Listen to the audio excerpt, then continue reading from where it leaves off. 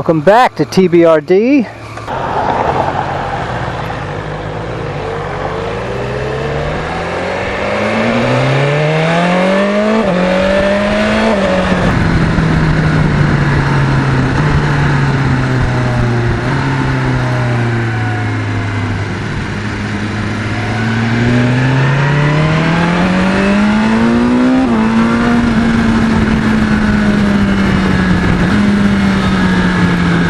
There he goes, the kick and ride.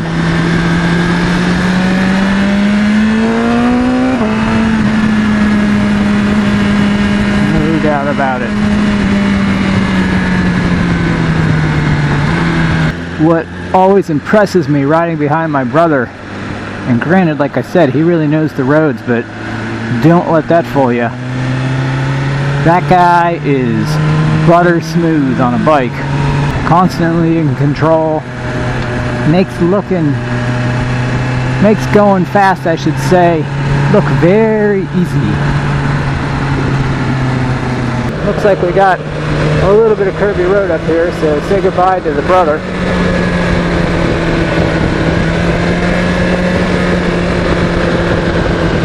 This is where you want to ride your own speed. You can see him telling me to slow down up here. He's great at giving some hand signals. Right now I don't have my Senna hooked in to his.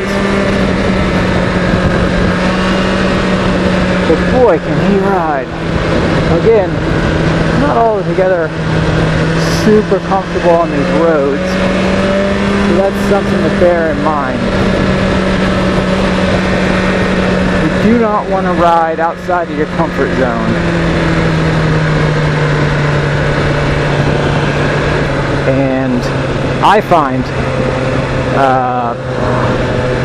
most of my riding, I'm riding by myself, so it's pretty easy to kind of get behind somebody and start following them and their lines, which is good to a certain extent, but if you're not cognizant of your own comfort zone and where you're at, that can get dangerous real fast. So I find my biggest hindrance around here, truthfully, having ridden down here a couple times, is it's not that I've not been on these roads, I just don't remember them.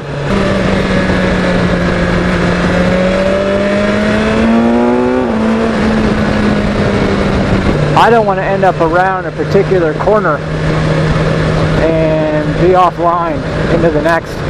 Things go south real fast and you end up getting hurt, or at the very least having a pretty bum day if you chuck your machine down the road. Nobody wants to do that. Watching him ride the power wheelies, knowing this road, up over the bends. Good stuff.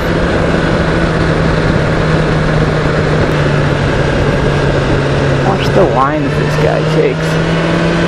Out wide, maximizing line of sight around the turn.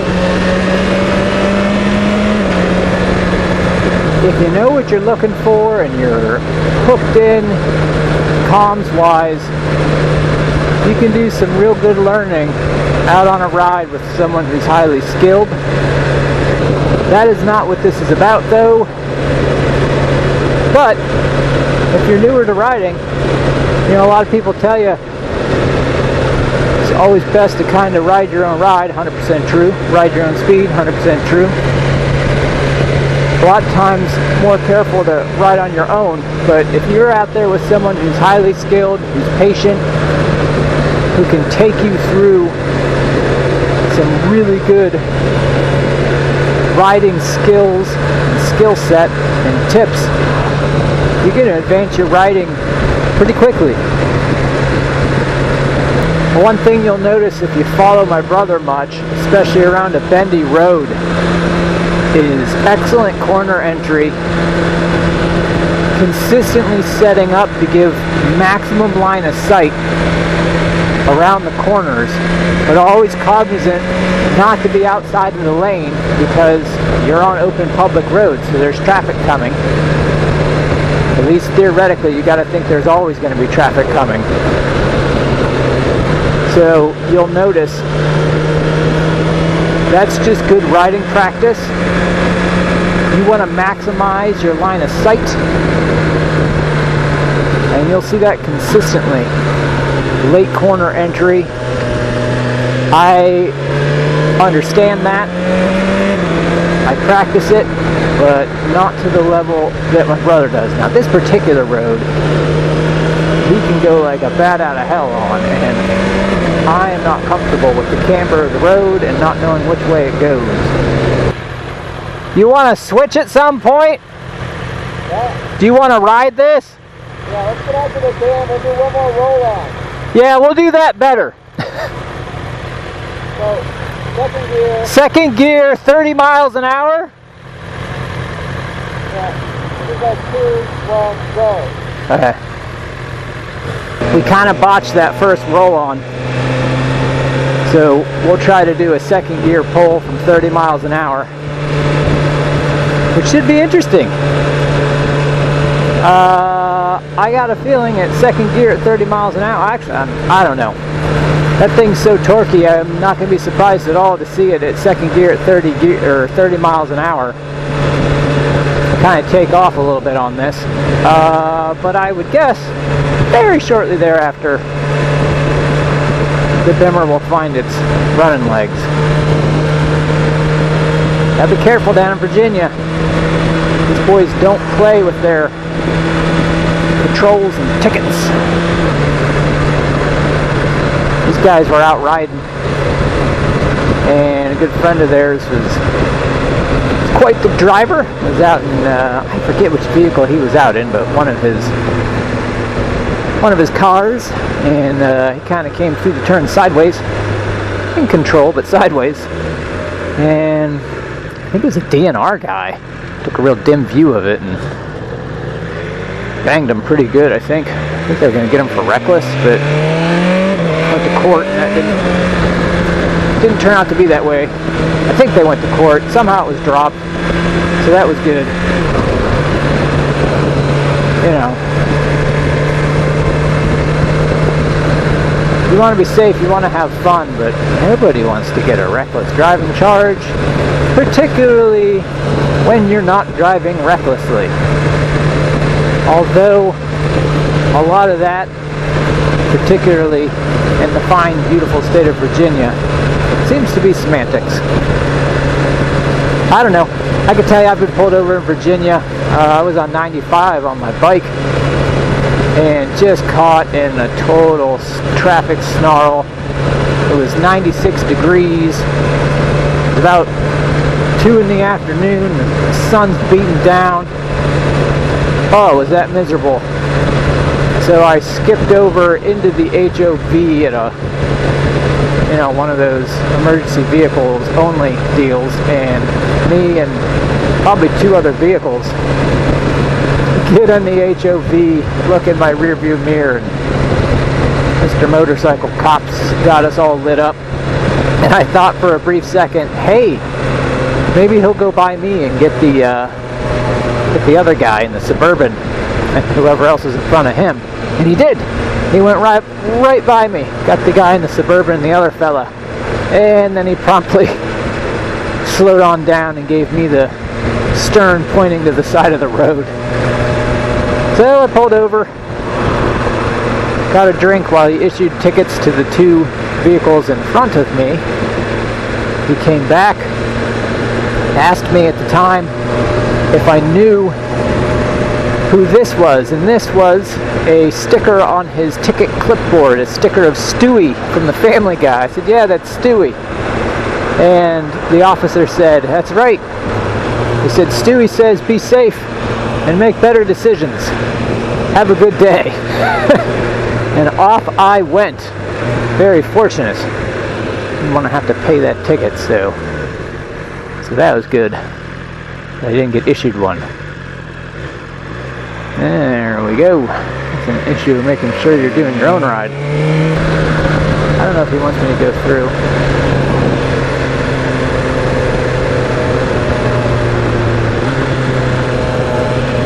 I think he's sending the old man up the road.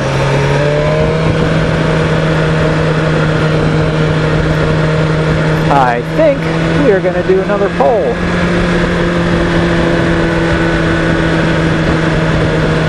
We'll see how this pans out.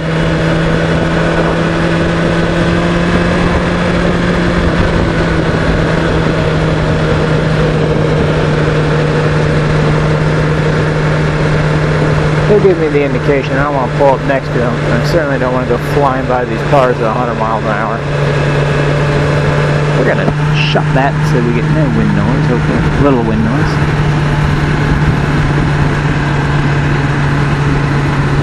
Back at scoping it out.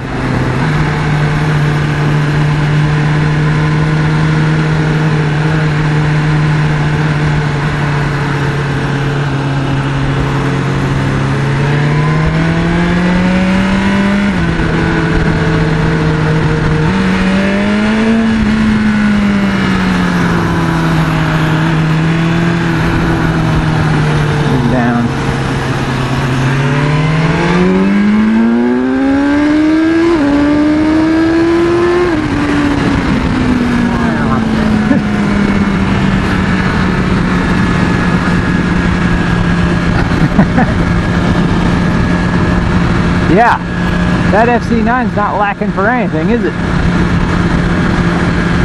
It'll get up and go.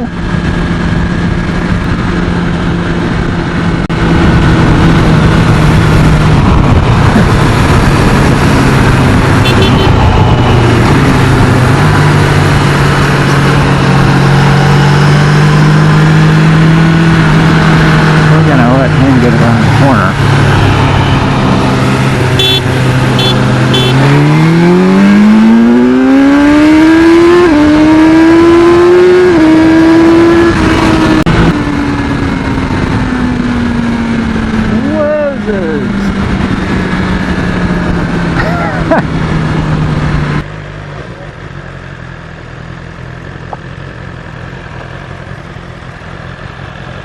We're gonna do the old. It's almost out of gas. Me too. Be fine, but it'll wheelie like a bastard, so watch out for it. Yeah.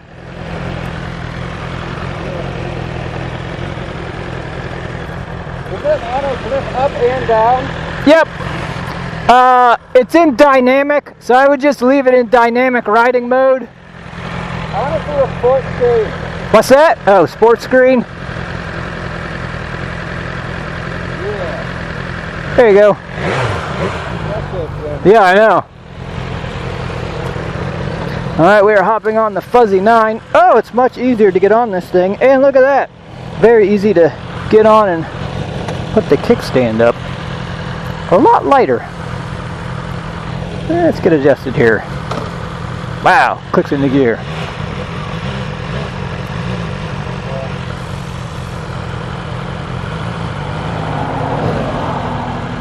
Oof. Whoa. There we are. Wowzers.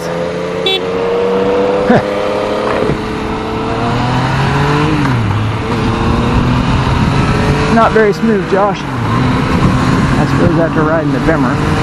Wow, this thing. Woo! Quite a change to hop off of that onto this.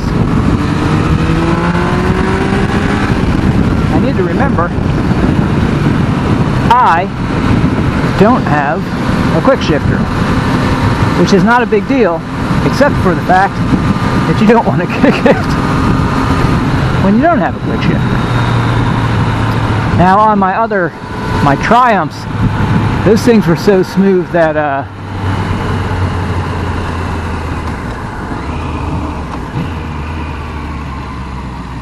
you could shift them clutchless.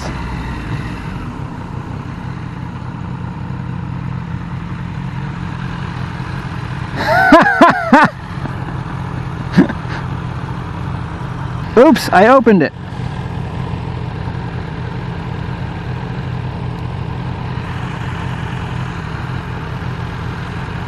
Man, it is such a change from that to this. Hard to put it into words. And most of that's just comfort. you know, you spend a couple of miles on there and you start getting the feel for the bike underneath you. But very, very quick initial impressions, right, is what we're going to get to on this FZ9 as we're out. I think it's kind of cool riding behind your own bike. Get a look at those integrated lights on that BMW. Whew. Messy road. Wow, this thing it's really torquey, which is nice. Dirty road. I guess we got construction. Wide corner entry, as you can see. As far as you can see around the corner. This thing will get up and go though. Wow, yeah. Good stuff. There we go. Nice little heel toe. Already starting to get on and into it. One real quick thing that I noticed is the fuel mapping and really the throttle response. When you go off the gas on this FZ9, you can feel every bit of that. While dive, it's fairly abrupt, but boy, wow, great torque and pull. Holy cow, I like that a lot. You do have to have a nice touch on the throttle though, because it is quick to chop out on you. Real low on gas. I guess he must be comfortable with where the gas station is. You stay there, Mr. Red. Was that a Buick? Nissan. Buick. These days, everything's starting to look the same. The Nissan pulled out in front of the old man. The old man went around the Nissan. Oh God, no. Don't do it!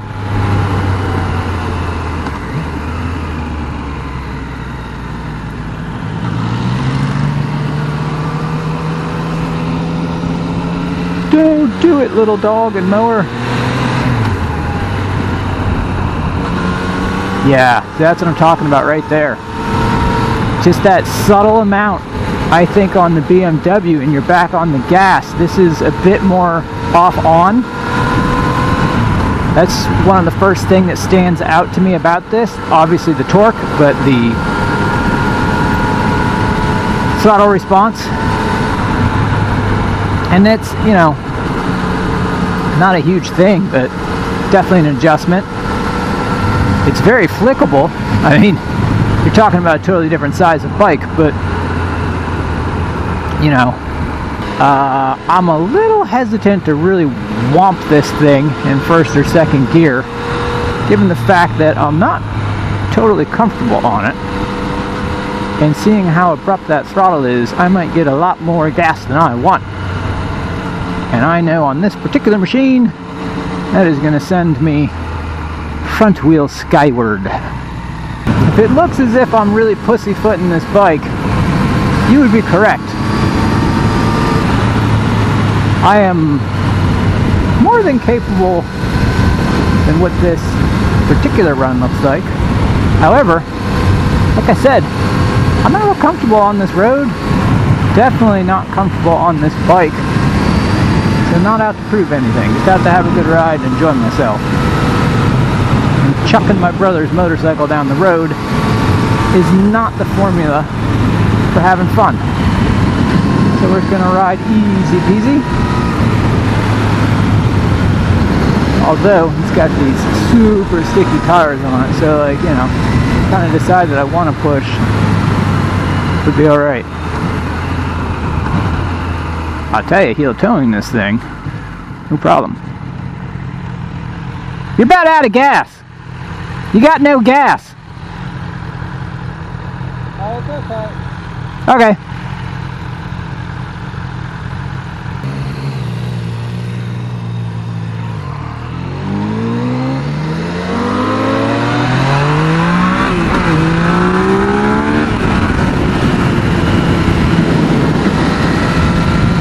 what I mean right there. And that's where I don't want to push it too hard, is I am not comfortable with how this throttle application comes on. And it's not, I mean, it's the rider, it's the bike, it's a combination of the two things, but until I get that smoothed out, I don't want to be hammering through a turn, because it is going to unsettle the bike immensely to just chop the throttle right through a turn. So that is a no-no. What else can we say about the FZ9? Mirrors, very functional, I think. Pretty good line of sight behind me, definitely not vibrating at all. Seating position, comfy, pretty comfy. Got a nice, feels like a wide handlebar for the size of the bike. Nice upright, slightly forward riding position.